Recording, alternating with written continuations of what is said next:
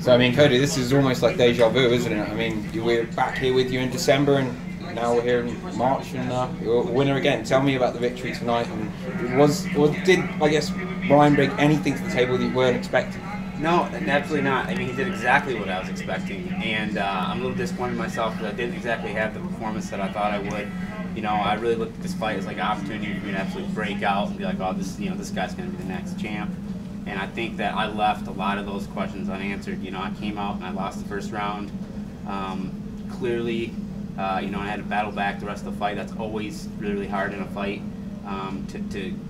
to go, you know, and lose the first round, and then knowing that you have to win these next 2 rounds or you have to get a finish, you know, that puts a lot of extra pressure on you. So as happy as I am that I came out and got the win, I definitely didn't have the performance that I thought I would. I mean, it was, I guess, nearly close on a submission at the end. Was that close? And I guess, like, were you afraid that he was going to sink that in? No, the submission wasn't close. I think he was just going for, you know, like style points with the judges at the end of the fight. I mean, he didn't even have it under my chin. It was on my face.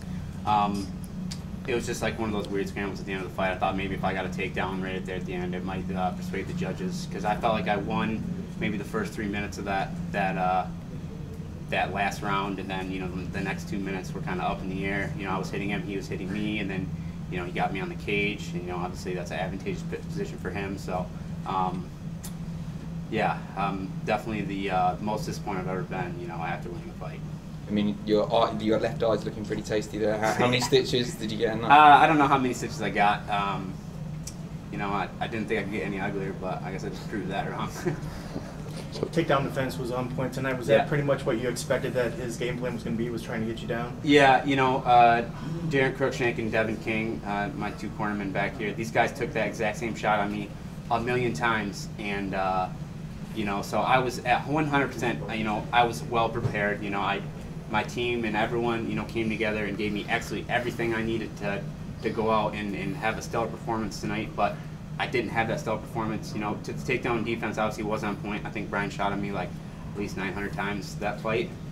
I lost count at like 67, but he did exactly what I thought he'd do, and you know, 99% of the time I was prepared. You know, a couple times I hit my butt, but, you know, luckily, you know, the last time I was able to get up.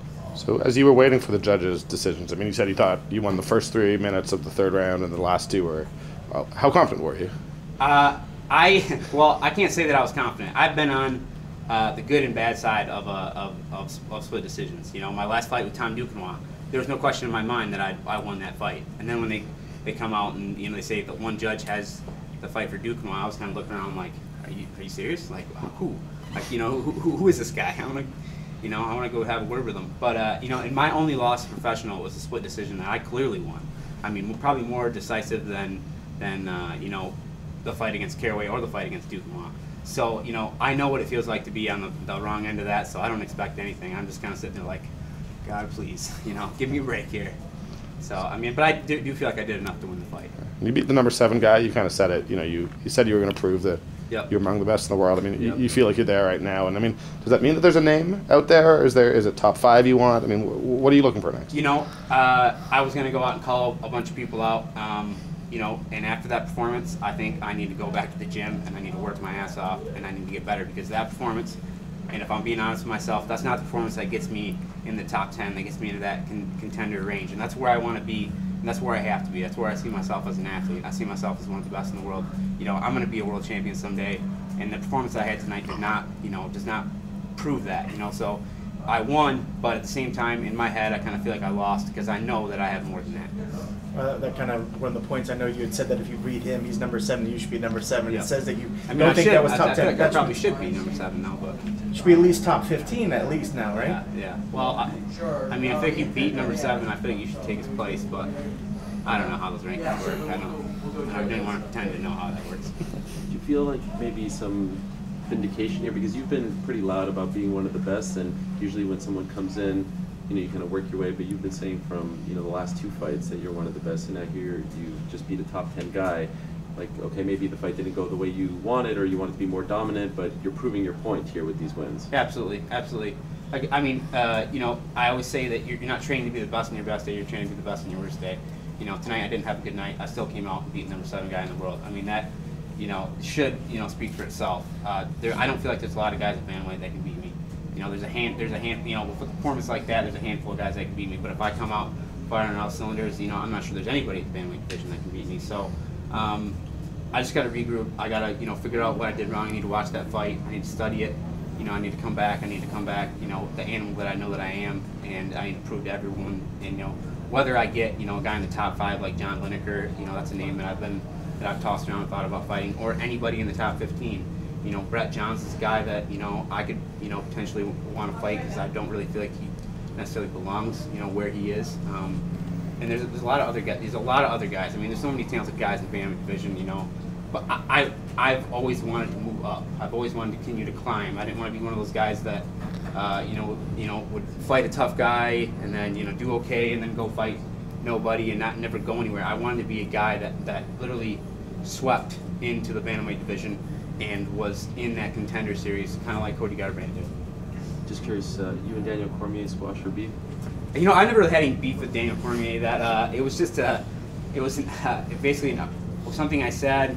I was like, you know, after I watched it, I just watched the fight for the first time. I heard the commentators, they were kind of dogging me and saying that, like, I couldn't, you know, compete with Duquesnoy on my feet, and I was like, you know, a little butthurt about it, you know. And in this sport, you know, being butthurt, you know, is not, like, don't ever do that, you know. You shouldn't ever do that. And so I got on the radio, and I was like, yeah, you know, I feel like they owe me a little bit of an apology because they were really biased, blah, blah, blah. And then I just got all kinds of help for it. People are, you know, calling me every name in the book, and I'm like, well, you know, I deserve that. You know, you don't. This isn't a sport for crybabies, and you know, I learned my lesson pretty fast. But no, I never really had any beef. But he did apologize, right? He did. He did.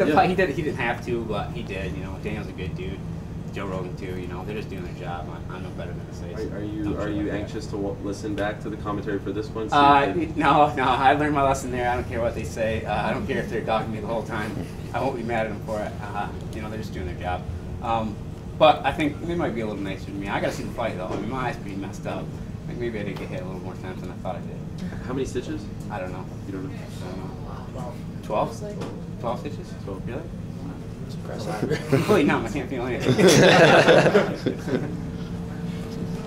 Thank you Cool. very much. Good? All right. Thanks, guys.